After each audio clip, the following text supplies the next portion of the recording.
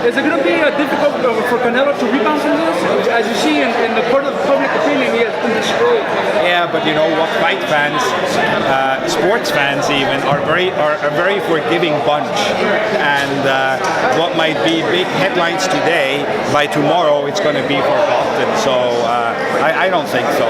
As long as he, it doesn't happen again, and I think he'll be okay. How surprised were you when you heard the news that he had? Well, I was surprised. I know Canelo well, and I do not believe that he is a drug cheat. He trains hard, but at the same time, that excuse with that contaminated meat is getting a bit old, and I really mean old, because I remember it was 2011 when the meat popped up, with Morales, and the year before with the Mexican soccer team. So here we are, 8 years later, and we're still talking about the Mexican meat. By now, people should know not to eat Mexican meat. I mean, when I say people, I mean athletes. How difficult was I eat tacos too. So.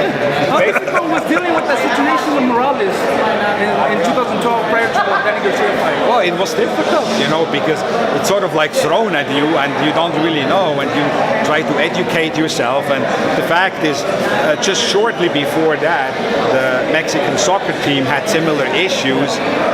I don't know if since then they had other issues, because I know Vargas, I think, had the same issues. So I think, as I was just saying, I think it's important at one point to put a stop to that, because otherwise athletes are just going to take a clenbuterol, and if they get caught, they're going to say, well, I had Mexican meat. So that's going to be like the go-to excuse, and we've got to stop that. And athletes going to need to know that if they do test positive, no matter what they took or who gave it to them or whatever, in the end, it's their body. They put it in their mouth. It's their responsibility, and if they get caught, there will be consequences.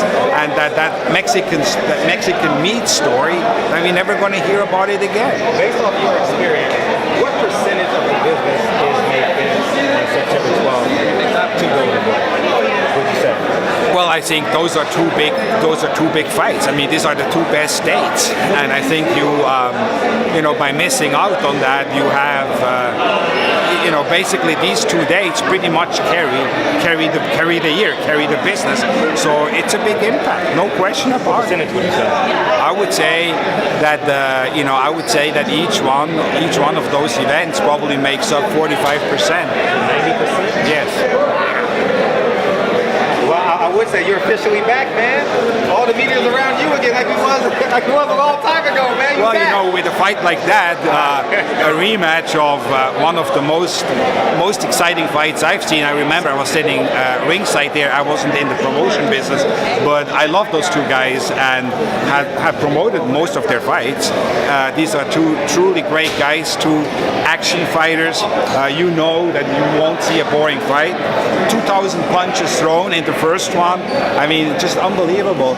I can't wait. And somebody asked me, who do you favor? I said, well, it's a 50-50 fight. I mean, you look what Mares has done since he had Robert Garcia in the corner. He looked spectacular. He's full of confidence, but so is Leo Santa Cruz. I mean, in a fight like that, I'm happy to be back in the promotion business. Tickets went on sale like a little over a week ago. We sold over 5,000 tickets already, so I think that's going to be a sellout.